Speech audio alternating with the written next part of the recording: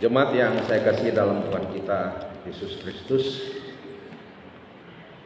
kitab Roma ini terbagi dalam dua bagian besar. Yang pertama pasal 1 sampai pasal 11. Jadi Roma ini ada 16 pasal. Bagian pertama pasal 1 sampai pasal 11 itu berbicara tentang apa yang Tuhan lakukan bagi kita manusia. Apa yang Tuhan lakukan bagi kita manusia yang berdosa, yaitu menebus kita, menyelamatkan kita, memberikan kepada kita kehidupan yang kekal. Dan agar supaya penebusan itu terjadi, Roh-Nya bekerja menimbulkan iman di dalam diri kita. Dan cara Roh-Nya bekerja menimbulkan iman di dalam diri kita, yaitu dengan mempertemukan kita dengan firman Kristus. Begitu dengar firman, begitu baca firman, Roh Kudus mendownload iman. Begitu iman timbul, kita menjadi percaya Yesus adalah Tuhan, Yesus adalah Juru Selamat. Dan begitu kita menjadi percaya, maka karya penebusan Kristus di kayu salib itu berlaku kepada kita. Dan begitu karya penebusan Kristus berlaku kepada kita, kita menjadi orang yang dibenarkan di hadapan Allah. Dan karena kita menjadi benar di hadapan Allah, kita diterima di sorga. Kita memperoleh kehidupan yang kekal. Itu yang Tuhan lakukan kepada kita manusia berdosa. Dicatat pada bagian pertama kitab Roma, pasal 1 sampai pasal 11. Lalu bagian kedua itu pada pasal 12 sampai pasal 16. Itu berbicara tentang apa yang harus kita lakukan kepada Tuhan. Pasal 1 sampai pasal 11, apa yang Tuhan lakukan kepada kita. Pasal 12 sampai pasal 16 tentang apa yang harus kita lakukan kepada Tuhan. Gampang sekali kan kita mengingat bagian pertama, apa yang Tuhan lakukan kepada kita, selamatkan kita, tebus kita. Bagian kedua pasal 12 sampai pasal 16, karena Tuhan sudah tebus kita, selamatkan kita, apa yang harus kita lakukan kepada Dia. Kita baca saja apa yang harus kita lakukan kepada Tuhan pada pasal 12 sampai pasal 16. Mulai dia berkata pada pasal 12 ayat 1 itu, persembahkanlah tubuhmu sebagai persembahan yang hidup, yang kudus dan yang berkenan kepada Allah. Berubahlah oleh pembaruan budimu, dan seterusnya dan seterusnya. Jadi pasal 15 ayat 1 sampai 13 yang jadi teks bacaan kita pada minggu yang berjalan ini sebagai warga Gemim berada pada ranah kedua dari Roma, yaitu tentang apa yang harus kita lakukan kepada Tuhan. Nah, teks yang hendak kita pikirkan ini oleh gereja kita dibingkai dengan tema yaitu terimalah satu dengan yang lain untuk kemuliaan Allah. Sekali lagi, terimalah satu dengan yang lain untuk kemuliaan Allah. Banyak sekali hal yang penting untuk kita pikirkan dari teks Roma 15 ayat 1 sampai 13 ini, dan karena itu perlu dibingkai supaya kita tidak terlalu panjang. Dibingkai dengan tema ini. Terimalah satu dengan yang lain untuk kemuliaan Allah. Dan tema itu merujuk pada ayat 7. Dan kita akan banyak berbicara, memikirkan ayat 7 itu saja, saudara-saudara. Ya. Nah, saudara-saudara,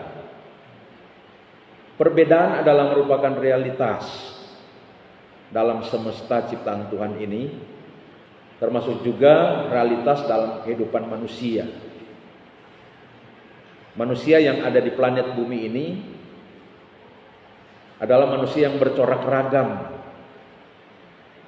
baik bercorak ragam budayanya, bercorak ragam tradisinya, bercorak ragam berbeda pikirannya, bercorak ragam berbeda perspektif, pendapat-pendapat, ide-ide, dan bahkan berbeda corak ragam dalam bahasa tubuh dan lain-lain sebagainya. Bahkan secara lebih spesifik lagi, manusia di dunia ini populasinya sekarang ada 8, sekian miliar orang. Dan setiap orang itu unik. Artinya setiap orang itu berbeda. Bahkan manusia kembar pun, ada ibu-ibu kembar, ada perbedaannya. Bukan hanya ada perbedaannya, banyak perbedaannya, meskipun banyak kesamaannya, tetapi banyak juga perbedaannya. Saudara-saudara, perbedaan-perbedaan ini sesungguhnya mengandung dua potensi. Yang pertama, potensi kebaikan, potensi keindahan. Lihatlah pelangi yang warna-warninya berbeda itu. Dan justru karena perbedaan menghasilkan keharmonisan yang indah. Dengarkanlah paduan suara yang karena perbedaan suara, sopran, alto, tenor, bass, menghasilkan sebuah harmoni suara yang indah.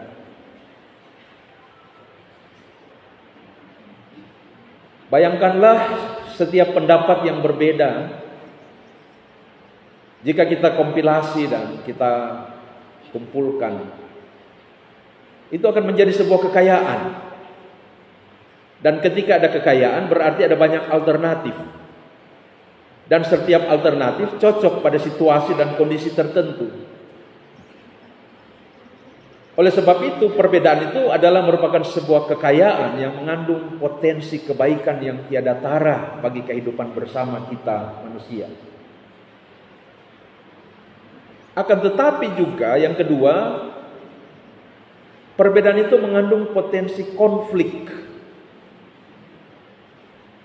Ketika perbedaan-perbedaan itu disikapi dengan hati yang tertutup dan setiap manusia memandang perbedaan sebagai ancaman, maka disitulah perbedaan yang sebenarnya merupakan sebuah kekayaan bisa mendatangkan konflik, masalah, dan bahkan kehancuran. Lihatlah misalnya berita yang beredar 1-2 minggu belakangan ini tentang sekelompok orang yang membubarkan sekelompok umat Kristiani yang sedang beribadah di Jawa Barat. Bukan hanya membubarkan, menghentikan, membubarkan kegiatan ibadah itu, tetapi juga menghancurkan properti yang digunakan untuk peribadahan itu. Yang mengasumsikan bahwa kelompok orang itu tidak bersedia. Ada keyakinan yang berbeda di tengah-tengah kehidupan di lingkungan mereka di sana. Jadi ketertutupan, ketidaksediaan untuk menerima realita perbedaan itu mendatangkan konflik, mendatangkan masalah. Saudara-saudara,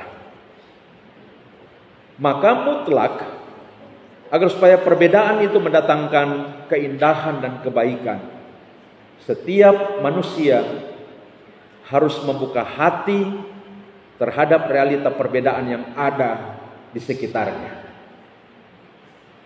Nah, saudara-saudara yang saya kasih dalam Tuhan kita Yesus Kristus, konflik karena perbedaan itulah juga yang terjadi di tengah-tengah persekutuan jemaat Kristen di Roma dulu, di masa-masa awal dari kekristenan. Bagaimana konflik itu? Nah, coba kita lihat ayat yang pertama. Ayat yang pertama itu katakan begini: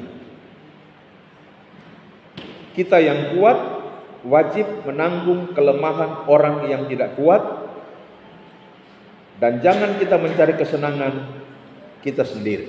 Jadi dari ayat pertama ini tergambar di dalam persekutuan jemaat Kristen di Roma itu terpolarisasi dalam dua kutub. Yang pertama ada yang disebut sebagai orang yang kuat, yang kedua ada yang disebut sebagai orang yang tidak kuat, alias kelompok orang yang lemah. Yang dimaksud sebagai kelompok orang-orang yang kuat di sini bukanlah kuat secara ekonomi, kuat secara status sosial, dan karena itu orang yang lemah bukan lemah secara ekonomi, lemah secara status sosial, bukan itu. Tetapi sebutan Paulus tentang orang yang kuat dan orang yang lemah ini juga bukan sebutan yang ditimbulkan oleh Paulus sebenarnya, tetapi sebutan yang secara alami telah muncul sendiri di tengah-tengah kehidupan persekutuan jemaat Kristen di Roma itu, dan Paulus juga menggunakan sebutan itu di sini. Orang-orang yang kuat di sini lebih menunjuk pada kekuatan spiritual atau kekuatan iman. Jadi di jemaat Roma itu di satu pihak ada kelompok orang yang kuat secara iman, kuat secara rohani, yaitu orang-orang ini disebut kuat secara iman, kuat secara rohani oleh karena mereka telah menerima kebebasan sebagai orang-orang yang sudah hidup beriman kepada Kristus, sehingga tidak terikat pada aturan-aturan, ketentuan-ketentuan, tradisi-tradisi masa lalu, termasuk ketentuan-ketentuan, peraturan-peraturan, hukum-hukum, tradisi-tradisi Taurat Yahudi. Orang-orang yang secara iman ini kuat disebut kuat karena mereka memahami, menyadari, dan meyakini bahwa keselamatan itu diperoleh berdasarkan iman kepada Kristus. Bukan berdasarkan perbuatan-perbuatan seperti karena disunat, karena berpantang terhadap makanan-makanan tertentu sesuai ajaran-ajaran hukum Taurat. Bukan karena melaksanakan perayaan-perayaan bulan-bulan baru, tradisi-tradisi hari raya Yahudi dahulu, bukan. Tetapi murni keselamatan itu diperoleh karena anugerah Allah yang diterima dengan iman. Bukan karena perbuatan yang melakukan hukum-hukum dan peraturan-peraturan agamawi dulu. Dan memang demikian ajarannya. Memang demikian ajaran firman. Demikian juga yang diajarkan oleh Paulus, sebab itu Paulus menyebut mereka sebagai orang-orang yang kuat. Sementara kelompok anggota jemaat yang disebut sebagai orang-orang yang lemah adalah orang-orang yang sudah percaya Yesus. Akan tetapi mereka berpikir bahwa percaya Yesus saja tidak cukup. Supaya selamat harus ditambahkan dengan perbuatan-perbuatan yang taat melakukan hukum-hukum Taurat, melakukan aturan-aturan tradisi Yahudi seperti sunat, berpantang pada sejumlah makanan, melaksanakan perayaan-perayaan hari-hari raya, bulan baru, dan lain-lain sebagainya seperti di dalam tradisi Yahudi dahulu. Karena itu mereka disebut sebagai orang yang lemah. Karena apa? Iman mereka belum begitu kena sebenarnya. Karena jika kembali pada pengajaran Kristus yang juga diteruskan oleh para rasul termasuk Paulus, keselamatan itu murni diperoleh sebagai anugerah Allah yang diterima dengan iman, bukan karena melakukan perbuatan-perbuatan hukum Tuhan. Maka disebut lemah iman. Nah, jadi ini dua kelompok yang berbeda di dalam jemaat Roma waktu itu. Dan konflik, masalah terjadi ketika anggota jemaat yang disebut sebagai anggota jemaat yang kuat itu Mereka mempertontonkan kebebasan iman mereka di depan orang-orang yang disebut sebagai masih lemah imannya. Mempertontonkan dengan cara apa? Misalnya mereka bebas makan daging babi di depan orang-orang Kristen asal Yahudi yang masih memelihara tradisi Taurat yang melarang makan daging babi. Mereka mempertontonkan kebebasan mereka, contohnya seperti itu, saudara-saudara. Bayangkan apa akibatnya? Akibatnya apa? Orang-orang yang disebut lemah imannya, yang sebagian besar mereka adalah orang-orang yang berlatar belakang etnis Yahudi itu, menganggap orang-orang yang disebut imannya kuat itu, yang sebagian besar adalah orang-orang berlatar belakang etnis Yunani Romawi. Orang-orang Kristen asal Yahudi ini, mereka menyebut mereka sebagai orang-orang yang najis. Najis karena apa? Karena makan makanan yang dilarang oleh hukum Taurat. Sementara yang satu mempraktekannya dengan bebas, mempertontonkannya dengan lugas di hadapan orang-orang yang berpantang makan makanan itu. Maka tidak heran marahlah orang-orang Kristen asal Yahudi dan menuduh mereka najis. Sementara orang-orang Kristen asal Yunani Romawi itu menuduh mereka sebagai orang-orang yang bodoh, yang lemah imannya. Terjadi saling menghakimi.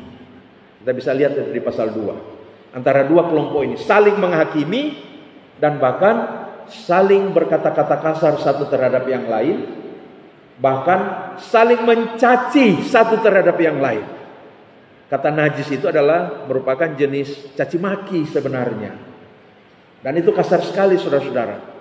Terjadi saling mencaci maki antara dua kelompok ini, dan sesungguhnya saya hanya dapat mengatakan bahwa pertentangan antara dua kelompok ini adalah pertentangan yang sangat serius di tengah-tengah kehidupan persekutuan jemaat Kristen di Roma ini. Jemaat yang saya kasih dalam Tuhan kita Yesus Kristus.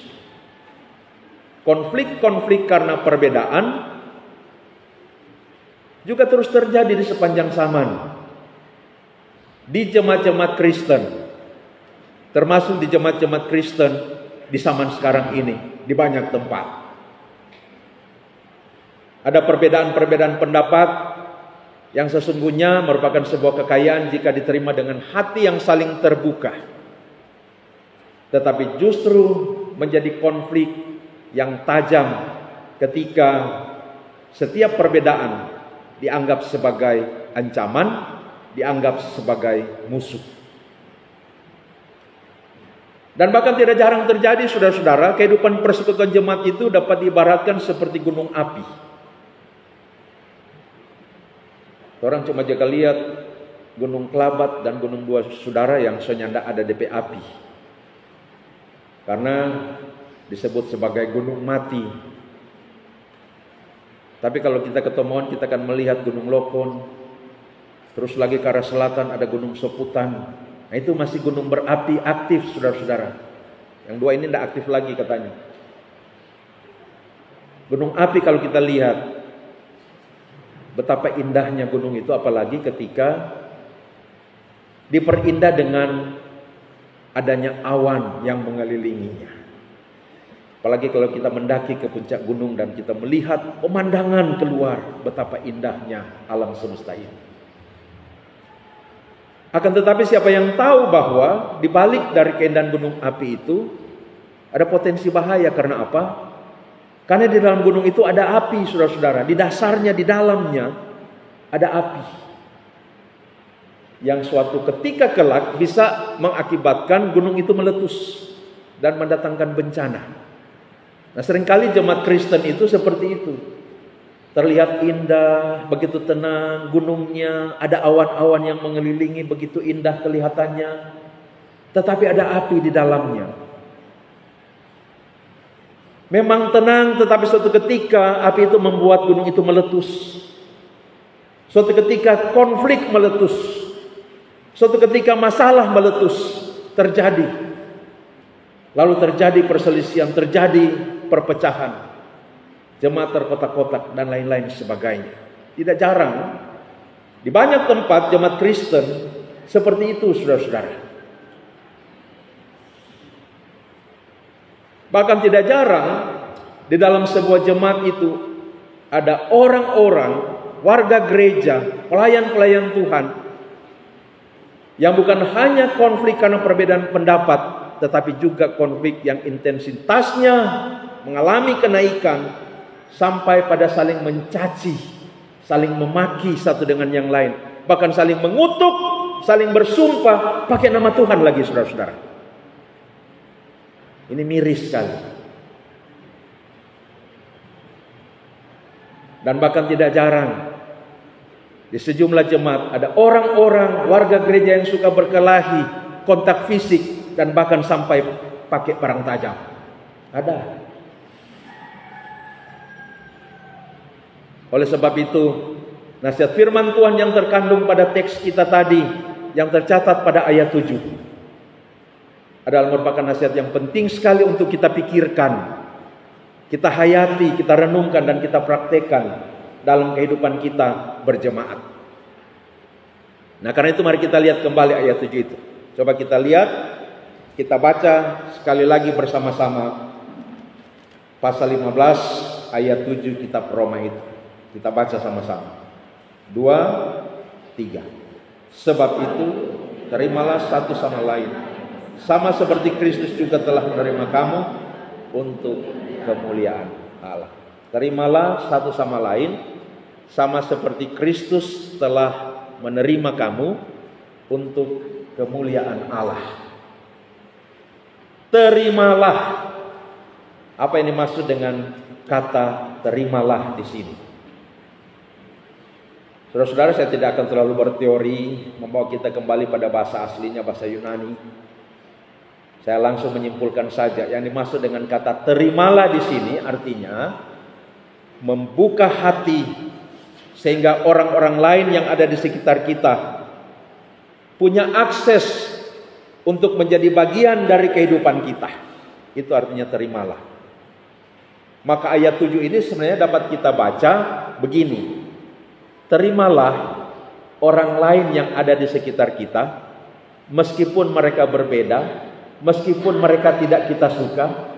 Terimalah dengan hati yang terbuka, hati yang baik, untuk menjadi sahabat akrab seiman. Itu maksudnya terimalah, saudara-saudara.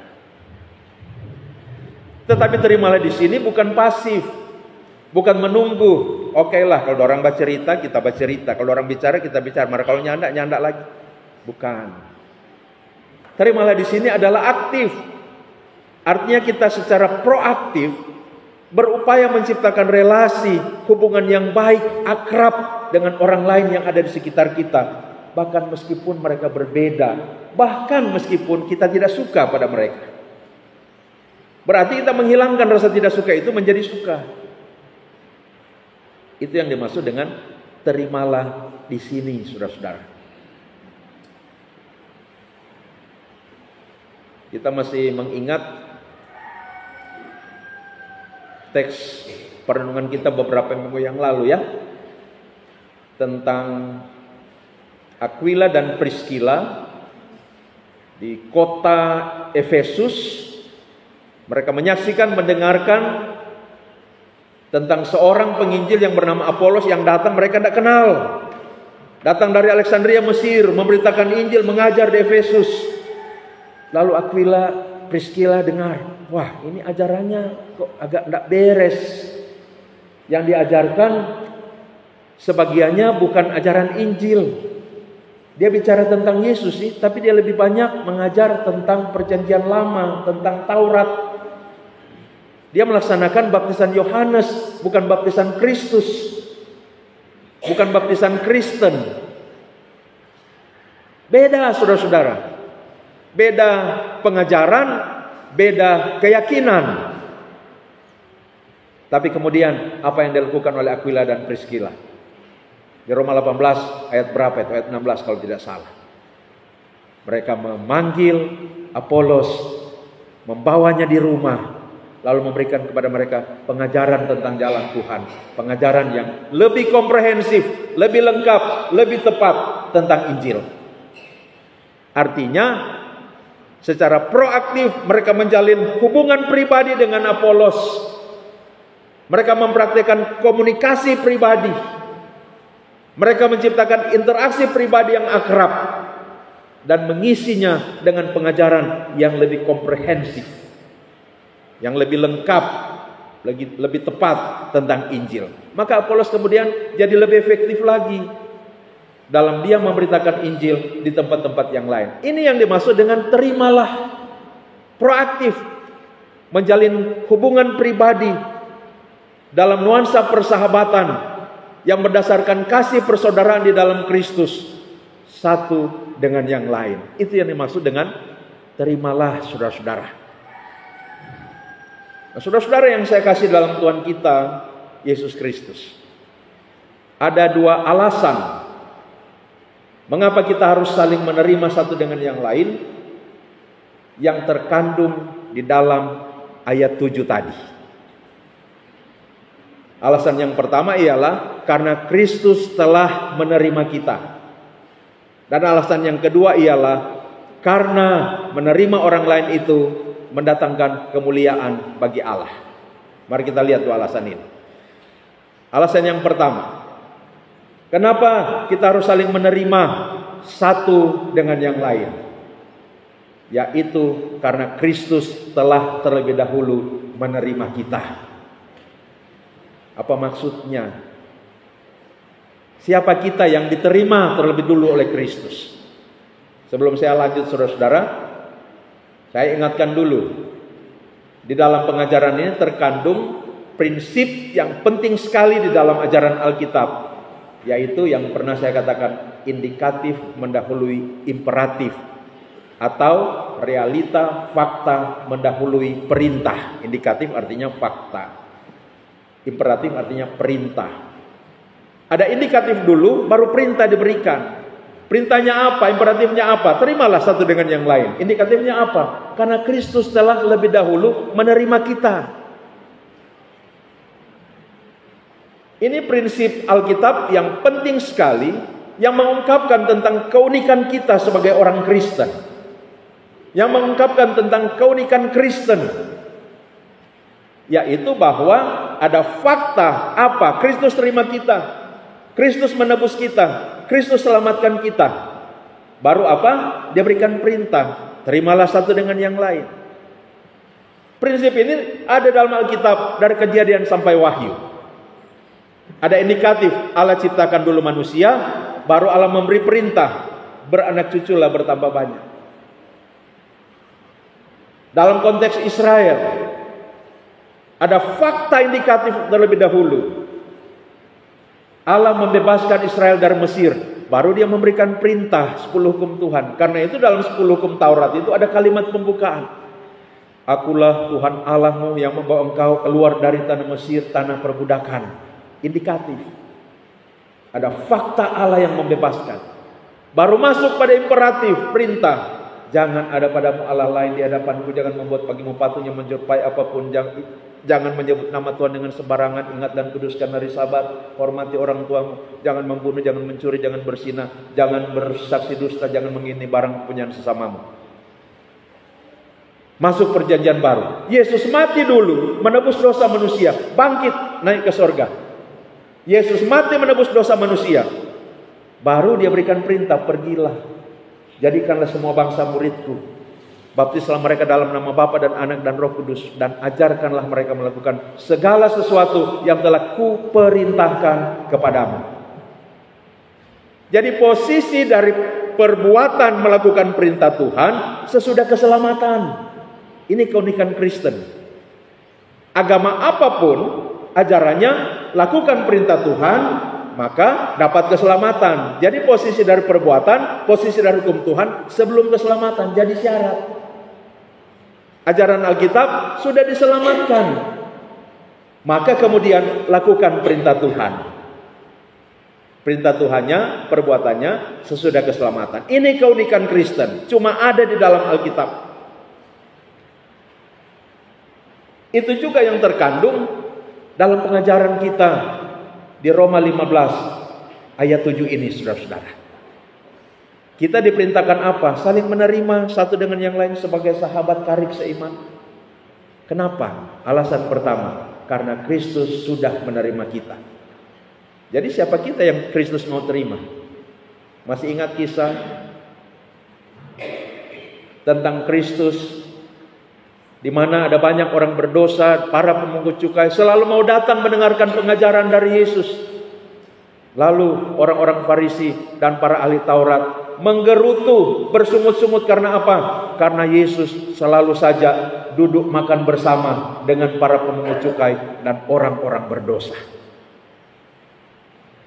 Karena Yesus menerima para pemungut cukai, orang-orang berdosa, serta duduk makan bersama dengan mereka. Siapa kita yang Tuhan terima? Orang berdosa. Kalau kita orang berdosa, selayaknya apa yang Tuhan buat kepada kita? Selayaknya Tuhan tolak, saudara-saudara. Tapi kita yang berdosa, yang telah menyakiti hati Tuhan, yang telah membangkitkan murka Tuhan, yang seharusnya Tuhan tolak, kenyataannya Tuhan mau terima.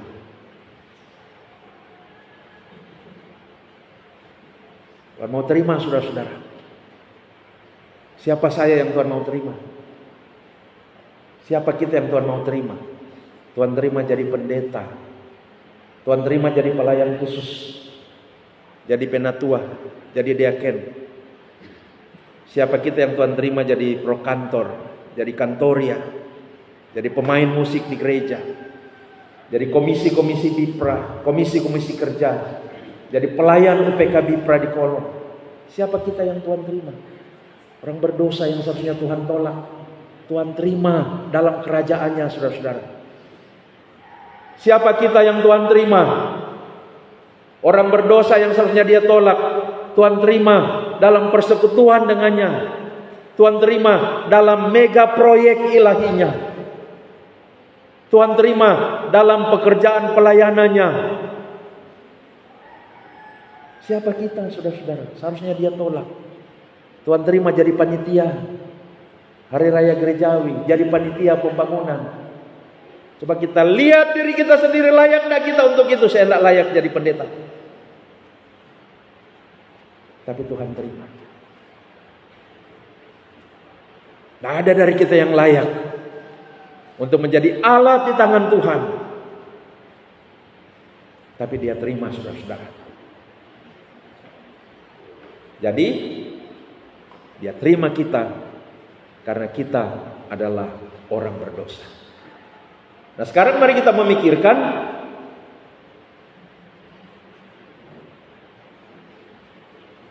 bagaimana Tuhan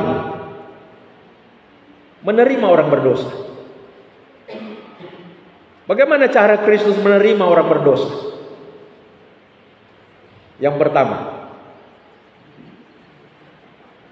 Kristus menerima orang berdosa dengan senang hati, bukan dengan enggan hati, bukan dengan sungut-sungut seperti orang Farisi, para ahli Taurat tadi. Kristus menerima orang berdosa dengan sukacita. Jadi bayangkan Tuhan Yesus makan bersama orang berdosa dan pemungut cukai. Waktu lihat itu, ahli Taurat, orang-orang Farisi katakan kepada murid-muridnya, kenapa gurumu itu makan kok sama orang berdosa, makan kok sama para pemungut cukai? Yesus jawab apa? Hei, Anak Manusia datang untuk orang berdosa, bukan untuk orang benar. Hei, yang butuhkan dokter itu orang sakit, bukan orang sehat. Yesus duduk makan dengan para pemungut cukai dan orang-orang berdosa, menunjukkan betapa Yesus menerima orang-orang berdosa dengan senang hati. Masih ingat perumpamaan Tuhan Yesus tentang domba yang hilang? 100 domba, 1 ekor hilang. Dia tinggalkan 99 dengan hati yang susah, hati yang sedih. Dia cari kemana-mana satu yang hilang. Begitu dia dapat, dia ambil, dia peluk, dia taruh di pundaknya sambil ketawa-ketawa siul-siul. Dia senang sekali karena satu domba yang hilang sudah ditemukan, saudara-saudara. Di bagian lain Alkitab mengatakan, seisi sorga bersukacita oleh karena satu orang berdosa yang bertobat, saudara-saudara. Kadang-kadang manusia, orang-orang Kristen, satu orang berdosa mau masuk gereja saja, orang bersungut-sungut, burung tawang lagi masuk gereja. Tidak jarang kita orang-orang Kristen, ada yang hilang sedemikian lama, tiba-tiba muncul, orang bersungut-sungut, so datang le komang dia. Tapi Tuhan tidak begitu. Malah Tuhan cari yang hilang, kita cari enggak. Begitu ditemukan, dia senang sekali. Kita senang enggak? Harus senang, sama seperti Tuhan Yesus. Menerima orang lain dengan hati yang senang. Kita harus menjadikan Yesus itu sebagai pola, sebagai model berperilaku kita. Kita tidak hanya mempelajari pengajaran firman Kristus. Kita harus menjadikan Kristus itu sebagai model, sebagai pola dalam kita berperilaku. Nah karena itu kalau Yesus terima orang lain dan bahkan mau terima orang berdosa yang melakukan pelanggaran kepadanya dengan senang hati, kita juga harus menerima orang lain dengan senang hati. Mungkin orang pernah singgung orang perasaan, mungkin orang pernah bikin orang tubuh sakit, mungkin orang pernah bikin orang hati terluka. Mungkin orang pernah bikin orang kepala pusing. Mungkin mereka pernah merugikan kita secara materi. Mungkin mereka pernah merugikan kita secara mental. Mungkin mereka pernah merugikan kita secara fisik. Tetapi firman Tuhan mengamanatkan kita. Mari kita menerima mereka dengan senang hati. Amin. Yang kedua, Tuhan Yesus menerima orang berdosa meskipun mereka berdosa. Tuhan Yesus tidak mengatakan, kawan, cuci diri dulu baru datang. Kasih bersih dulu tuh kelakuan, baru kita terima. Tidak. Tuhan Yesus tidak mengatakan, jadilah baik dulu baru datang kepadaku. Tidak. Tuhan Yesus terima saudara dan saya meskipun saudara dan saya berdosa. Itu juga yang harus kita lakukan satu terhadap yang lain. Meskipun ada dari saudara kita yang pernah melakukan kesalahan kepada kita, terima. Berarti ini mengasumsikan kesediaan untuk memberi pengampunan, kesediaan untuk memberi maaf. Bahkan Yesus tidak berkata, mau datang padaku, cari selamat, minta maaf dulu. Tidak. Yesus katakan, marilah kepadaku semua yang berletih lesu dan berbeban berat, karena engkau akan mendapatkan kelegaan kepadaku. Kalau kita mau ikut Kristus, saudara-saudara, kita lakukan ajaran firman, sehingga meskipun seorang bersalah kepada kita akan memberikan maaf kepada mereka. Bahkan meskipun mereka tidak minta maaf.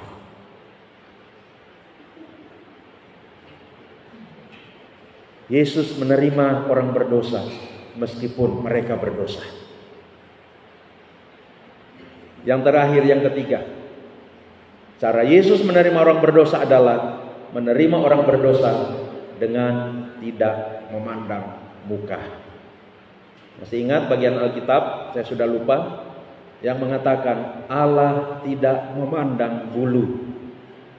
Allah tidak memandang muka. Memandang bulu artinya kalau orang mau pergi di pohon bulu, mau ambil bulu bikin pagar atau bikin masjid, orang cari bulu yang tere-tere, yang bengko-bengko, orang nyanda ambil. Itu artinya pilih bulu. Pilih muka artinya menerima orang-orang dengan melihat klasifikasi tertentu. Karena dia hidung tinggi, kita terima. Nah, dia pe hidung sama dengan mafafak, kita tidak terima. Karena dia ekonomi bagus, orang kaya, kita suka berteman. Karena dia orang miskin, kita nih mau. Oh, karena dia kuat, sehat, beta suka berdekat. Aduh, dapat lihat saki-saki begitu, beta nih mau berdekat. Pilih bulu, pandang muka. Tetapi Allah tidak memandang muka. Mau orang Yahudi, mau bukan Yahudi, mau budak, mau orang bebas, mau laki-laki, mau perempuan, mau kaya, mau miskin, mau kulit putih, mau kulit hitam, mau pirang, mau hitam. Allah tidak memandang muka. Maka kita pun dalam bersekutu, dalam bergaul, dalam mewujudkan kehidupan bersama, terpandang muka. Semua jadi sahabat, semua jadi teman, karib dalam kasih persaudaraan, saling mengampuni, saling memaafkan, hidup dalam persatuan satu dengan yang lain. Amin. Alasan kedua yang terkandung di dalam ayat 7 ini, mengapa kita harus saling menerima? Karena itu untuk kemuliaan Allah. Kalau kita saling menerima tanpa syarat satu dengan yang lain, itu berarti kita mencerminkan kasih Kristus. Itu berarti kita mencerminkan hati Kristus. Kalau kita saling menerima tanpa syarat satu dengan yang lain, tanpa memandang perbedaan, tanpa memandang latar belakang, tanpa melihat luka lama, berarti hati kita hati Kristus.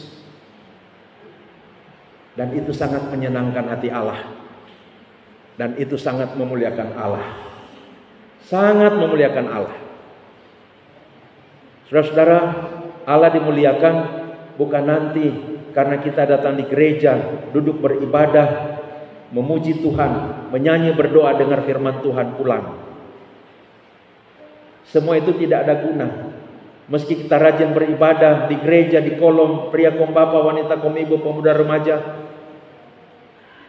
akan tetapi kita tidak memiliki hati yang terbuka terhadap sesama untuk saling menerima satu dengan yang lain, Allah tidak dimuliakan. Tetapi bukan juga berarti karena orang batamanding semua orang, saling menerima semua yang lain, biar nyandak masuk gereja, biar nyandak ibadah, Allah dimuliakan. Bukan. Hidup dalam persekutuan dengan Tuhan penting. Rajin beribadah penting, karena itu berarti kita sedang bergaul dengan Allah. Makin intens kita bergaul dengan Allah, makin terimpartasi, makin terjangkit sifat-sifat Allah, kelakuan Allah, karakter Kristus dalam hidup kita. Bukan. Kalau orang lebih banyak bergaul dengan dunia, sedikit bergaul dengan Tuhan, kira-kira sifat mana yang mau lebih banyak mempengaruhi orang kehidupan? Sifat dunia. Dunia yang telah tercemar dengan dosa, lalu kita lebih banyak bergaul intens dengan dunia. Maka sifat-sifat dunia dengan keberdosaannya yang lebih banyak mempengaruhi kita, menjangkiti kita. Tapi kalau orang banyak bergaul dengan Tuhan, datang ibadah, rajin, dengar firman Tuhan, tekun, rajin berdoa di rumah, bersama-sama suami istri, terus hidup dalam persekutuan pergaulan dengan Tuhan, bergaul intens dengan Tuhan, maka sifat-sifat Tuhan yang akan lebih banyak mempengaruhi sifat kita, menjangkiti sifat kita. Betul enggak?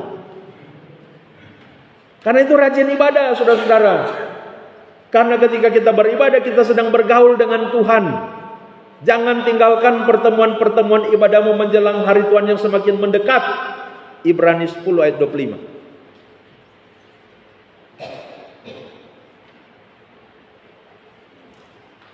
Nah, karena itu penting sekali ibadah. Tetapi jangan karena kita rajin beribadah tidak sinkron dengan hidup kita sehari-hari, yang menutup hati terhadap sejumlah orang oleh karena berbagai perbedaan, oleh karena berbagai latar belakang, oleh karena berbagai sebab. Maka penting bagi kita, bukan hanya pilih-pilih orang, bukan hanya sejumlah orang, tapi semua anggota Jemaat Gemim Bukit Kemuliaan, siapapun dia yang tercatat sebagai anggota Jemaat Gemim Bukit Kemuliaan, siapapun dia, pernah baku marah atau tidak pernah baku marah, pernah singgung hati atau tidak pernah singgung hati, pernah baku jengkel atau tidak pernah baku jengkel, saling menerima dengan hati terbuka, mewujudkan relasi sebagai sahabat yang akrab berdasarkan kasih Kristus. Karena dengan demikian Allah dimuliakan. Saudara-saudara, saya berdoa semoga kita semua bisa melakukan itu. Saya menyampaikan ini dengan hati yang sungguh-sungguh, karena saya rindu sekali kita semua hidup sebagai warga jemaat yang ada dalam kesatuan, penuh kasih persaudaraan, ada dalam keakraban. Gesekan-gesekan, benturan-benturan yang mengakibatkan konflik itu biasa. Tetapi ketika terjadi konflik, sebenarnya Tuhan izinkan itu terjadi untuk membawa kita masuk dalam sebuah laboratorium praktikum, yaitu supaya kita masuk dalam laboratorium itu untuk mempraktekkan pengampunan. Katong tiap ibadah berdoa, Bapa kami yang di surga, ampuni kami seperti kami mengampuni orang yang bersalah kepada kami. Lalu kapan kita bisa mempraktekkan doa kita itu? Kalau tidak ada yang berbuat salah kepada kita. Maka Tuhan izinkan ada yang melakukan kesalahan, ada yang melukai hati, agar supaya kita dapat mempraktekkan pengampunan, menerima satu dengan yang lain untuk kemuliaan Allah. Mari kita berdoa. Tuhan, kami serahkan hati kami kepadamu. Balutlah dengan kasih-Mu. Apabila Engkau mendapati ada hati yang terluka oleh karena perbuatan sesama, perbuatan teman, apabila ada pikiran yang mengingat tentang caci maki, apabila ada kehidupan yang masih menyimpan amarah, kebencian, seperti Kristus menyerahkan tubuh di kayu salib untuk dibunuh demi menanggung dosa kami, kami serahkan juga luka-luka hati kami, amarah, kebencian kami ke dalam tangan-Mu Tuhan. Ambil Tuhan, jamah hati kami, balut dengan kasih Tuhan. Buatlah kami memiliki hati yang berlimpah kasih karunia, hati yang terbuka untuk menerima saudara kami tanpa memandang bulu, meskipun pernah bersalah, menjadi sahabat yang karib di dalam kasih Kristus, untuk mewujudkan kesatuan bersama sebagai jemaat Gemim Bukit Kemuliaan yang hendak membangun persekutuan kesaksian dan pelayanan bagi kemuliaan Tuhan. Dalam nama Yesus kami berdoa. Amin. Silakan untuk puji-pujian.